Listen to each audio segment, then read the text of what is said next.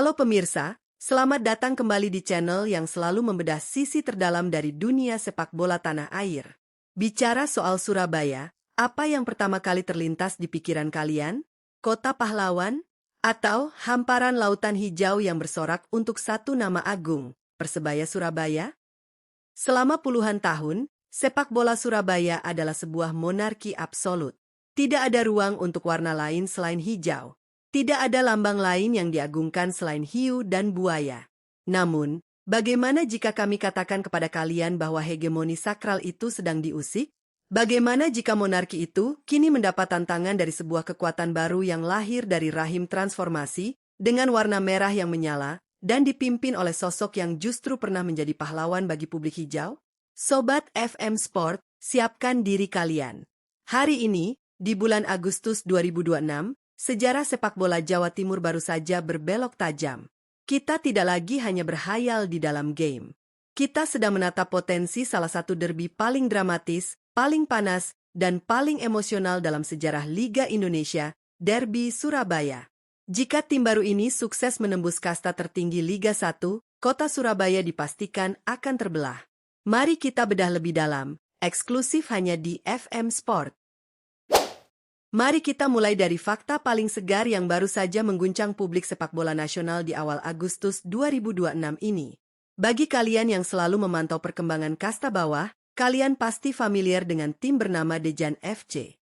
Tim asal Depok yang musim lalu tampil mengejutkan, beringas di Liga Nusantara Liga 3, dan sukses merebut tiket promosi ke Liga 2. Namun, di Kongres Biasa PSSI yang digelar pada tanggal 3 Agustus 2026, sebuah keputusan monumental diketok palu. Dejan FC tidak lagi eksis dengan nama dan wujud yang lama. Mereka resmi bertransformasi menjadi The Red FC, dan yang membuat seluruh mata terbelalak, mereka memindahkan markas besarnya ke jantung kota Surabaya. Langkah ini bukan sekadar pergantian nama biasa. Di balik The Red FC, bernaung sebuah kekuatan besar yang berafiliasi langsung dengan partai politik besar, PDI Perjuangan. Di bawah komando CEO Daniel Rohi, The Red FC datang dengan visi jangka panjang yang sangat serius. Mereka tidak datang ke Surabaya hanya untuk numpang lewat atau mencari panggung sesaat. Mereka datang dengan julukan baru, The Red Bulls, siap meramaikan pegadaian Championship musim 2026-2027 dan mengincar tiket promosi ke kasta tertinggi, Liga 1. Misi mereka jelas, memperkuat ekosistem sepak bola Surabaya, melahirkan talenta muda baru, dan secara tidak langsung, menantang hegemoni mutlak sang raksasa, Persebaya. Sebuah langkah berani yang menempatkan sepotong warna merah menantang di tengah lautan hijau yang selama ini tak tersentuh. Jika pindah kota saja sudah cukup mengejutkan, maka pemilihan stadion yang dilakukan The Red FC adalah sebuah deklarasi perang urat saraf yang luar biasa brilian, sekaligus sangat kontroversial. Di mana mereka akan bermarkas? Jawabannya adalah Stadion Gelora 10 November, Tambak Sari. Bagi bonek dan elemen Persebaya, Tambak Sari bukan sekadar tumpukan beton berselatan rumput. Itu adalah tanah suci. Itu adalah saksi bisu kejayaan Persebaya di masa lalu, kawah candra di muka di mana keringat, darah, dan air mata pahlawan-pahlawan bajul ijo tumpah ruah. Meski kini skuad utama Persebaya lebih sering menggunakan Gelora Bung Tomo, GBT, yang lebih megah dan modern, jiwa historis bonek tetap tertanam kuat di akar rumput Tambak Sari. Dan kini, The Red FC datang menjadikan Tambak Sari sebagai kandang utama mereka. Bayangkan ironi yang terjadi. Setiap kali The Red Bulls bertanding, warna merah akan mewarnai tribun-tribun tua yang dulunya hanya merinding mendengar nyanyian Song for Pride. Sebuah benturan keras antara memori sejarah masa lalu dan realitas brutal masa kini yang dipastikan akan memicu gejolak emosi luar biasa di kalangan pencinta sepak bola Surabaya. Jika kalian pikir drama ini sudah mencapai puncaknya, tahan napas kalian. Karena manajemen The Red FC punya satu kartu as yang membuat alur cerita ini layak diangkat menjadi film layar lebar.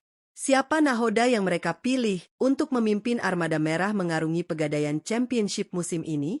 Jawabannya adalah sang legenda abadi, Aji Santoso. Ya, kalian sama sekali tidak salah dengar. Mantan kapten yang mengangkat piala untuk Persebaya. Mantan pelatih kepala yang mengorkestrasi permainan indah Persebaya. Pria yang oleh banyak orang, darahnya diakini berwarna hijau pekat. Pria yang telah mengorbitkan banyak bintang muda top untuk skuad Bajul Ijo. Kini, di bulan Agustus 2026 ini, Aji Santoso secara resmi menerima pinangan dan diperkenalkan sebagai pelatih The Red FC.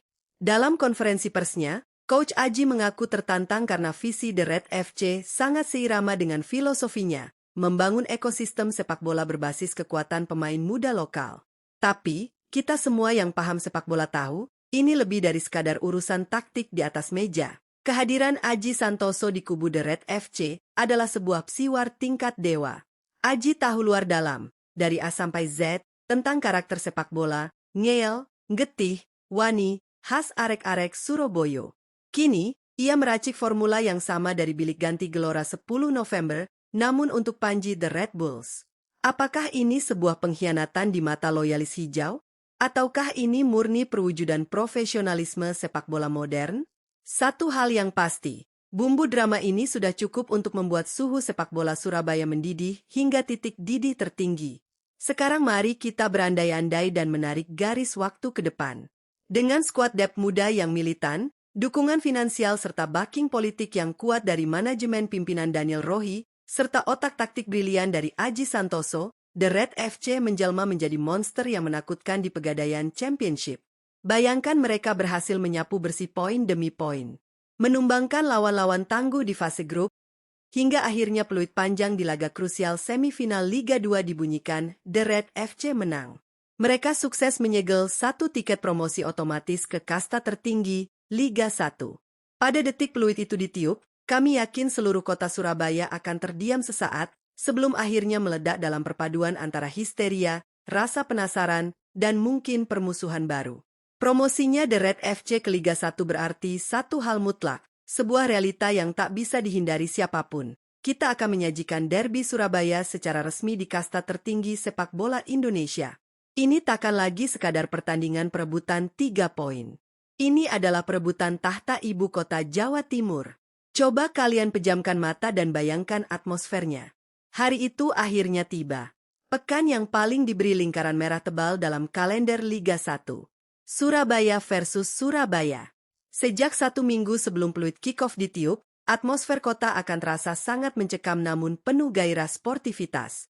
Warkop-warkop di sudut-sudut kota, dari Kenjeran hingga Rungkut, takkan membicarakan hal lain selain susunan pemain. Rivalitas terbentuk secara organik.